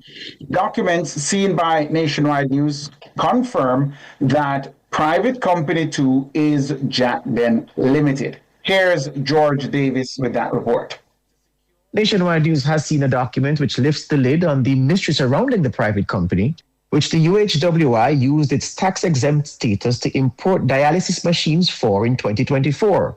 That document says those machines and other sundry items have a cost, insurance, and a freight or CIF value of $40.5 million. That document we've seen highlights in red the name of the company which benefited from the UHWI's inappropriate action. That company is Jack Den. Jack Den is owned by chairman of the PNP's Region 3 and a member of Parliament for East Central St. Andrew, Dennis Gordon. A version of the report which had Jack Den's name redacted was recently tabled in the House of Representatives. The report says UHWI's private wing was listed as the importers of the machines. But the UHWI was unable to present the machines, so the Auditor General's team could inspect them.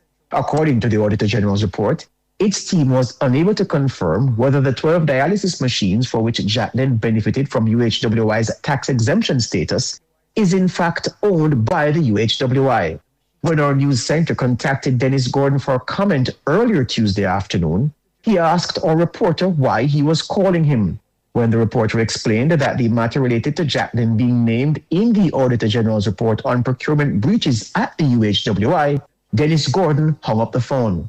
He has not answered subsequent calls. The board of the UHWI has called in the police fraud squad to probe the issue. Dennis Gordon and the Jack Den are reportedly denying wrongdoing. Last week, PNP President Mark Golding gave this response when asked whether he had spoken to Dennis Gordon about the allegation that Jack Den was connected to the UHWI tax exemption saga. He knows my position because my position is not new, and he agrees with my position that, chips must fall where they lie if there's anything in any kind of allegation. But at this juncture, he has maintained that he has done nothing wrong, and I have no reason to doubt that because I haven't seen any official investigation, any official report suggesting otherwise. And I'm not prepared to engage in any speculative chase after any individual, which is just based on rumor or based on conjecture or based on information, the source of which we have no knowledge of. A few weeks ago, when the issue entered the public domain, opposition spokesman on health, Dr. Alfred Dawes, moved to distance himself from Jack Den. Dr. Dawes, up until recently, was listed on Jack Den's website as a consultant to the company. He then posted a video to social media in which he declared that his designation as a consultant was an error and that, quote, "I have no affiliation to Jack Den," end quote. George Davis for Nationwide News. Thank you very much for that report there, George. We are now being joined by the immediate past president of the MSME Alliance, Donovan Wignall, for some perspectives, as well as political commentator Kevin O'Brien Chang. Good evening to you, gentlemen. Welcome to Nationwide at 5. Hi, everybody. Good evening. Good evening, dear listeners. Now, before we dive into the questions, just want to give an editorial note that prior and subsequent to the airing of the story yesterday, we made several attempts to reach the MP for East Central St. Andrew, Dennis Gordon, by phone. The producer also extended an invitation to Mr. Gordon to be part of this discussion via text message. He has not responded. We also reached out to PNP Deputy General Secretary Nikisha Burchell. We got through to her assistant, Miss Burchell's assistant. After speaking with Miss Burchell, directed us to a representative of the PNP's media unit. We called the representative. We were told to contact and again extended an invitation. We were told the PNP will not be in that discussion. And that's a quote. The PNP will not be in that discussion, right? But let's hear from you, gentlemen. This matter has been in the public domain. Nationwide's reporting, we've been able to confirm that Jack Den is that company that is identified, I think, as Entity 2. I'll go back and have a look at that. But let me hear you on it, Donovan Wignall. I'll give you the first crack at it. You've heard from the opposition leader. Are you satisfied with his response? And if a sitting member of parliament company is involved in what is considered to be a breaking of the tax laws, what should be the response? Well, the opposition leader said, let the chips fall where they may, meaning wherever, whatever, let the law take its course. I think if it is proven that Jack Len, which is one of the companies, it's interesting that we're not naming the other company, which is, I think, Company 1, noting that Jack Len is not the only company that is caught with their hands in the cookie jar in this case.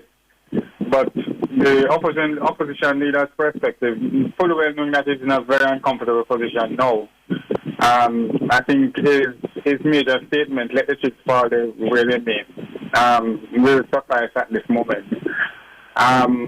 With this early days yet, Jack Len who is named, has said that they have done nothing wrong. So when the law takes its course, and if it is proven so or otherwise, the chip will fall where they may.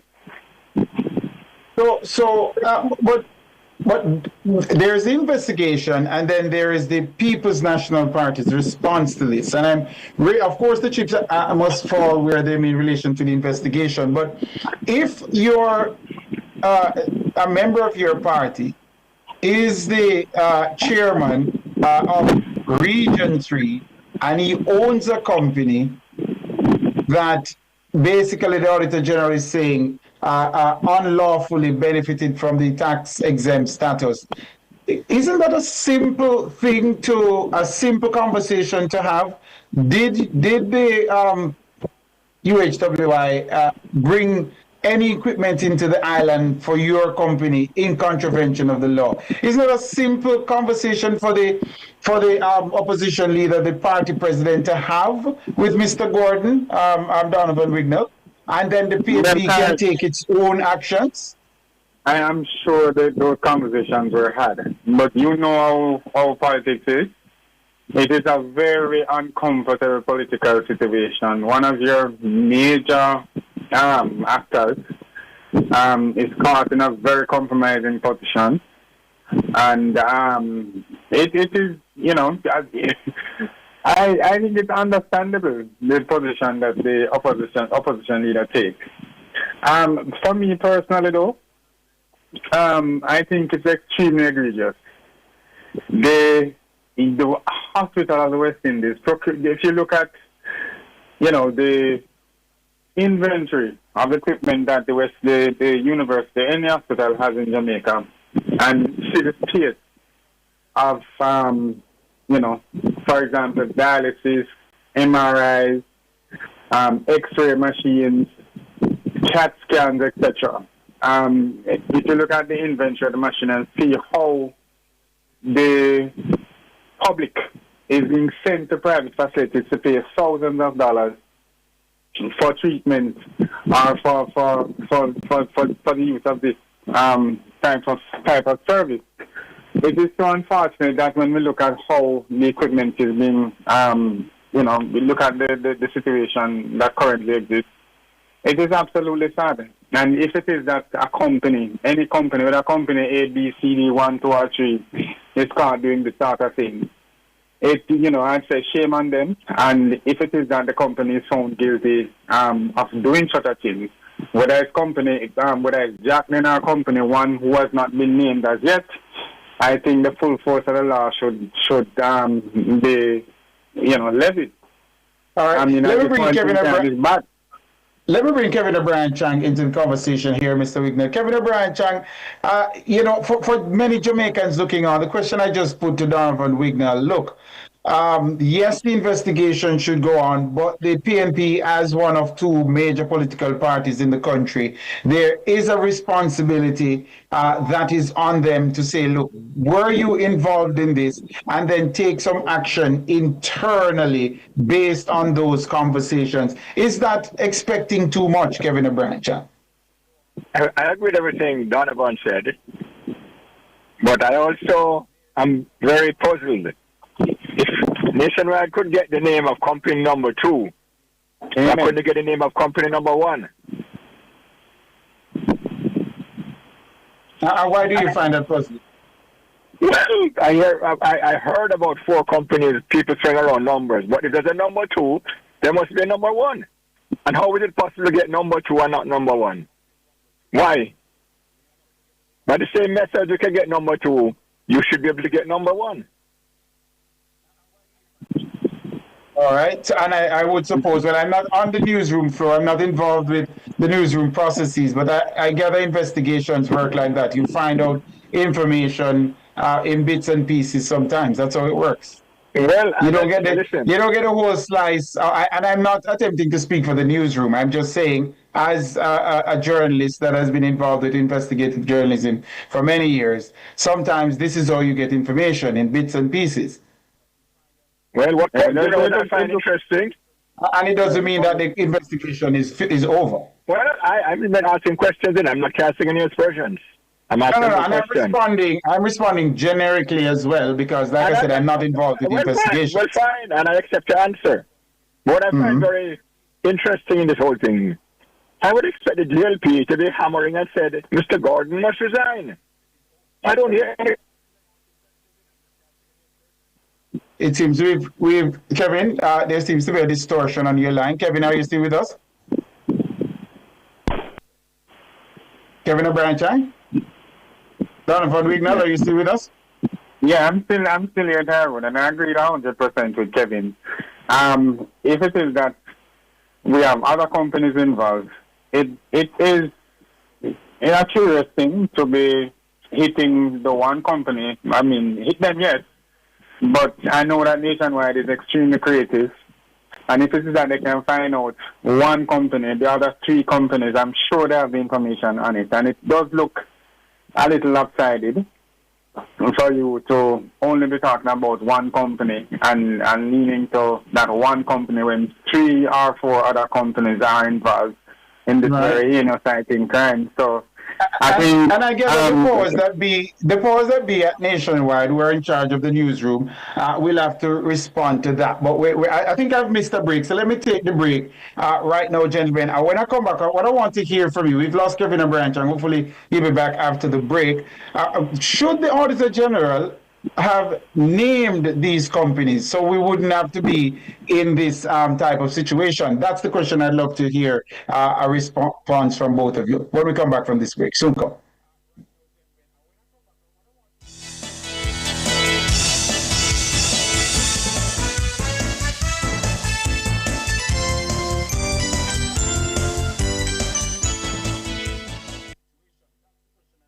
Drive the most exciting new vehicles in Jamaica. Schedule your 2024 Ford Ranger pickup or Ford Everest 7-seater SUV test drive now. Call or visit KIG today. The time by KIG is... It's 6:40. For all your electrical needs, visit ABC Electrical Sales. They stock a wide variety of electrical supplies including plugs, switches, panel boards and conduits, plus energy-saving fixtures. ABC Electrical Sales stocks brands like GE, Siemens, Philips, Cutler Hammer, and Allen Bradley. They also offer free island-wide delivery just to suit your needs. Visit them at Shop 8, Hagley Park Plaza, Kingston 10, or call 876-754-3714-5 or 876-754-3825-8. ABC Electrical Sales, for a better choice in the electrical business.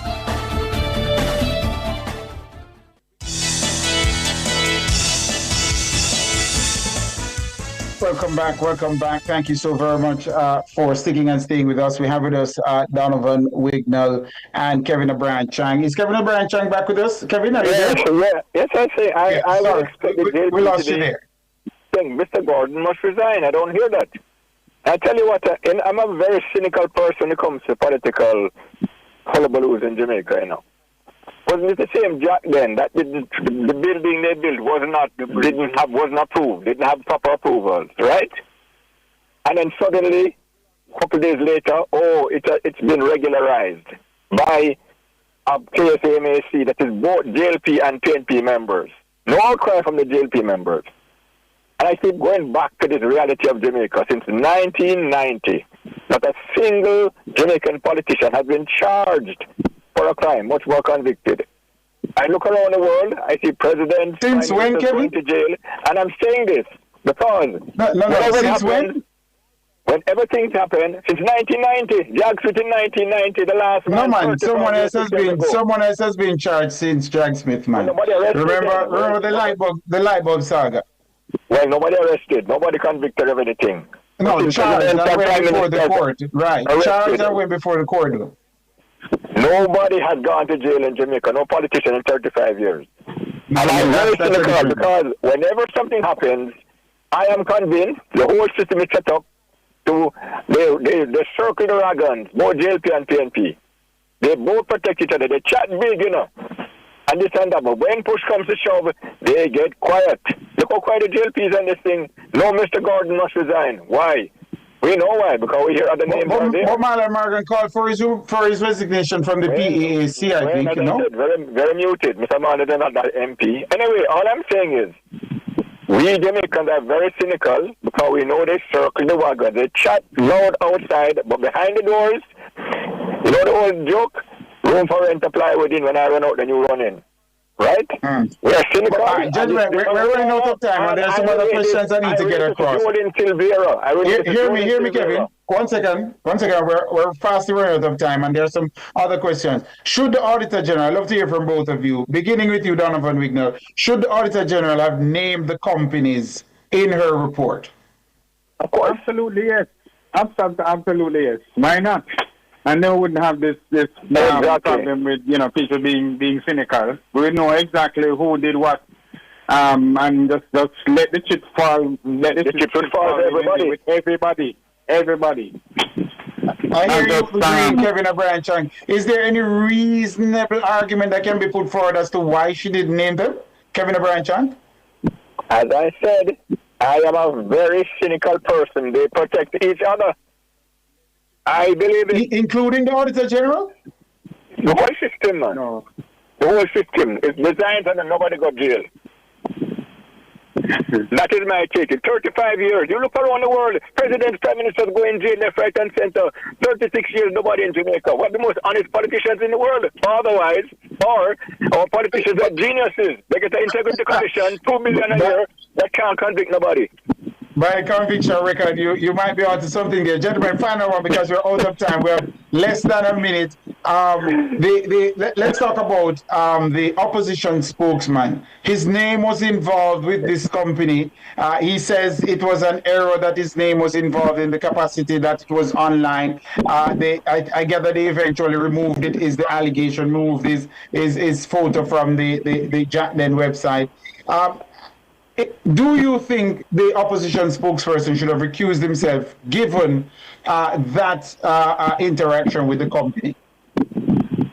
Kevin, you first, and then we close it down upon Wigner. Yeah, of course we know what should have been done. Is the JLP balling? Is the JLP hammering Mr. Dahl? We know what should be done, but it's never done, and it's only done half-heartedly. And we know what's going to happen. All right. When the building wasn't approved, it was regularized very quickly. But maybe the saving grace, Mocha, don't take no charge. Mocha, it doesn't have any fear of favor, and we might see something because Mocha is the only integrity entity in the country that does anything proper. All right. So let me hear do you think the opposition spokesman should have recused himself from this, given the fact that in any shape or form his name was involved with this company? No, I mean, being a consultant to a company does not say that you're associated with the company legally. The opposition spokesman, I think. What do you know? What do you mean being a consultant? Isn't that an association? If I'm a consultant to Nationwide and Nationwide gets into problems, Am I someone legal calls you to associated? speak on, and someone calls you to speak on an issue involving Nationwide, you'd have to say, I have an involvement with Nationwide. That's what a conflict is. No, I don't think so.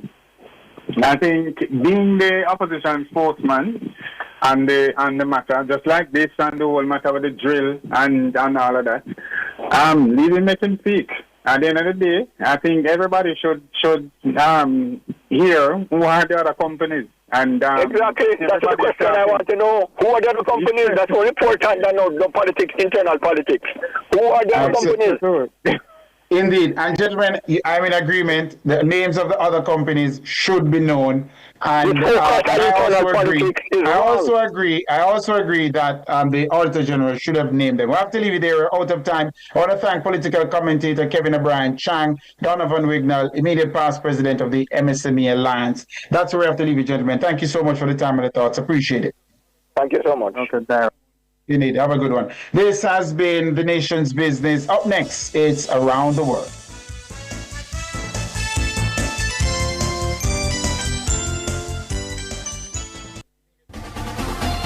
For all your electrical needs, visit ABC Electrical Sales. They stock a wide variety of electrical supplies, including plugs, switches, panel boards, and conduits, plus energy-saving fixtures.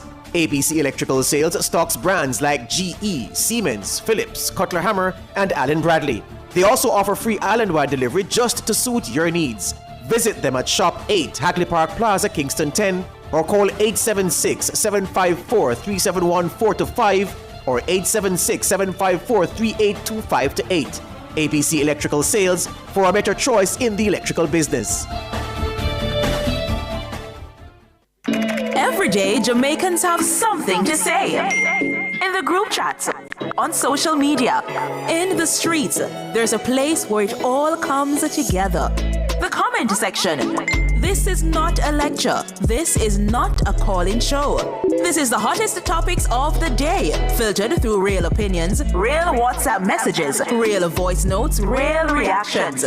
You agree, disagree, sound off, text it, voice note it, debate it. Comments section, Monday to Friday from 7 to 7:30 p.m. only on Nationwide 90 FM, the new revolution in media.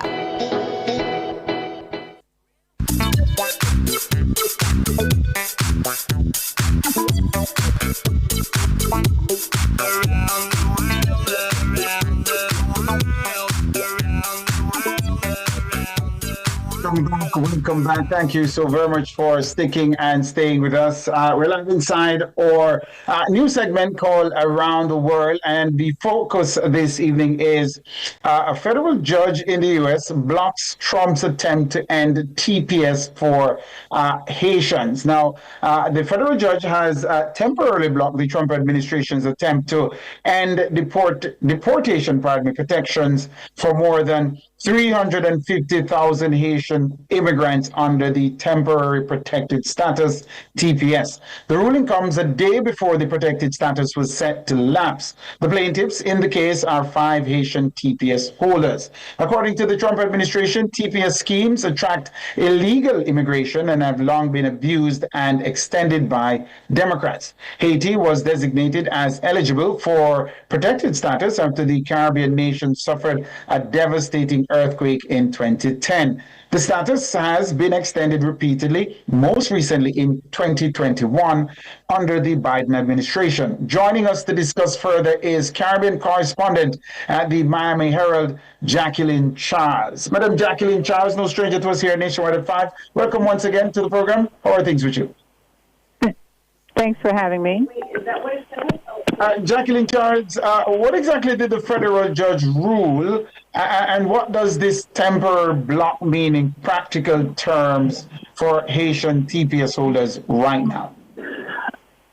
So the federal judge, NRAs, basically issued a pause to the termination of temporary protected status. It was supposed to end as of 11:59 p.m. last night. per an order from the Department of Homeland Security. TPS, as it's known for short, basically allows individuals from countries where the conditions are not safe for them to return to legally live and work in the United States on a temporary basis, basically until conditions improve. Haiti received its TPS status after the devastating earthquake in 2010, but the situation there has worsened since then. But what this would have meant is that Haitians would have had to decide to either return back to Haiti or self-deport somewhere else or risk being picked up and deported. I mean, once TPS ended, people would not be able to drive. They would not be able to work unless they did so in the shadows. But this is just a temporary pause. I mean, we are waiting right now to see what the Trump administration is going to do. Are they going to appeal to the Supreme Court, where we know in two previous cases involving Venezuelans, the court basically said to the president, hey, you can go ahead and continue to deport people while the lawyers fight this out in the courts, or will they appeal through the federal court system as they did in 2017? If that is the case, then the administration doesn't really have to take a decision on extending or ending, but those affected will continue to be able to live and work here until ultimately the court decides whether or not their status should remain or it should go away. Jacqueline Church, you did mention that higher court, that it could go before the Supreme Court. But if I might bring you back to the lower court's decision, the nature of it, it's described in the reportage as a temporary block. Is there any further action that can be taken at the lower court before it goes to the Supreme Court? No, I mean, that's what I just described. Is either the administration, the Trump administration, can either appeal the judge's block on the termination, and if they go to the Supreme Court, what we've seen, we don't know what the court is going to do, but what we've seen in the past is the court doesn't believe in restraining the president. That doesn't mean that the case is settled. It just means that while the lawyers are fighting this case out in the court system, Haitians will still be deported because that order stands. The other process, if they choose not to go to the Supreme Court, then it will just continue to either go through the court system or they can appeal through, the federal, or go through the appeals process. Have you been speaking to any members of the Haitian community on the ground, and can you give us a sense of how they're reacting to the ruling? I mean, people have been very fearful. I mean, I spoke to a mother of three who has a 6-year-old child who has epileptic seizures and autism, and she also has a 14-year-old that every time he hears the sirens, he freaks out and thinks that the mom is going to be, detained and deported. Both of these children were born in the United States, but the mom had to make a decision, and she decided to return to Haiti, a place where 70 to 80% of the hospitals are not functioning in the capital, just because she didn't want to risk getting detained and not being able to have access to her child, and because she's the only caregiver. Other people, have mortgages, and they didn't know how they were going to pay their mortgages. And so for this decision, it provided a sense of relief, but they also understand that it's not over. And so yesterday, while a number of Haitian community activists, the mayor of Miami-Dade County, and other non-Haitians around the country, in fact, celebrated this decision, they basically told people, this is just a temporary pause. We do not know what is going to happen next. And of course, you spoke about the fears that are, running through the community, and I certainly didn't help that the decision came a day before it expired. No, I mean, people were, the judge earlier in January, she said that she would make her decision on the 2nd. So people knew or were waiting for the decision on the 2nd because, but yes, it came like around 7 o'clock at night, and this order was supposed to expire at 11:59. I will tell you, I sat in on 2 of the hearings that she conducted, and she did a lot of research. And in her ruling, she basically said, look, there was racial animus. The lawyers sued and said, the decision to end TPS for Haitians was not because they're Haitians, but because they're black immigrants. And that was the first time that this argument has been raised. Usually it's black and their nationality, or it's their nationality, and the lawyers instead went just on the race issue. And then they also spoke about, the billions of dollars that, Haitians pay in taxes and that they contribute to the American economy.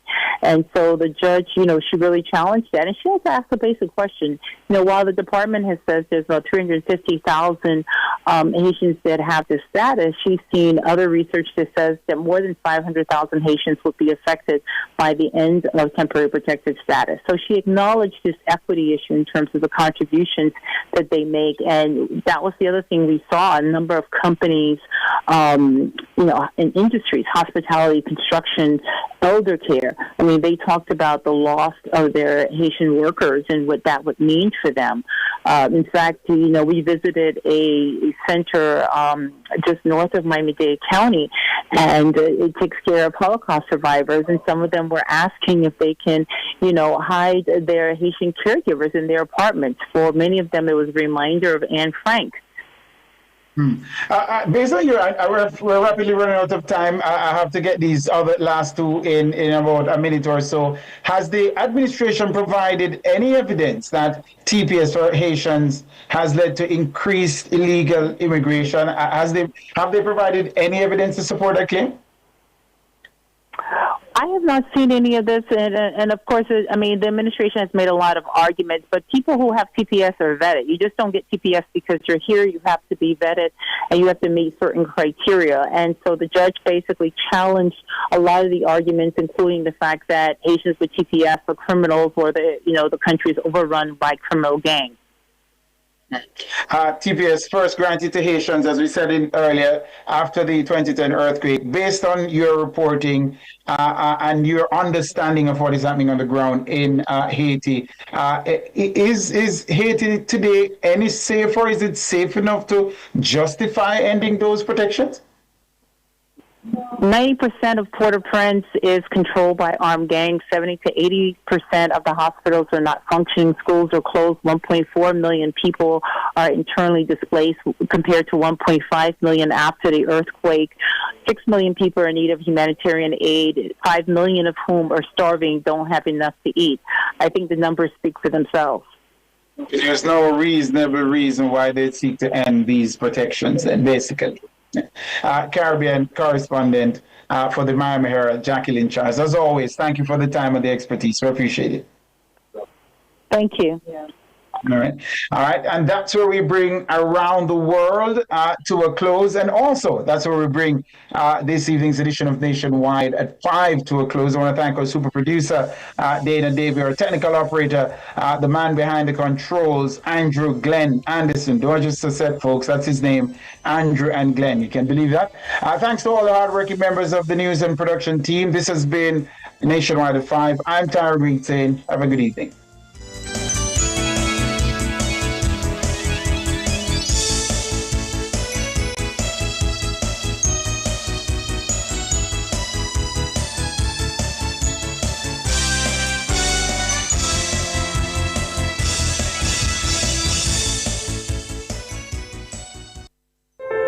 As we grow older, there are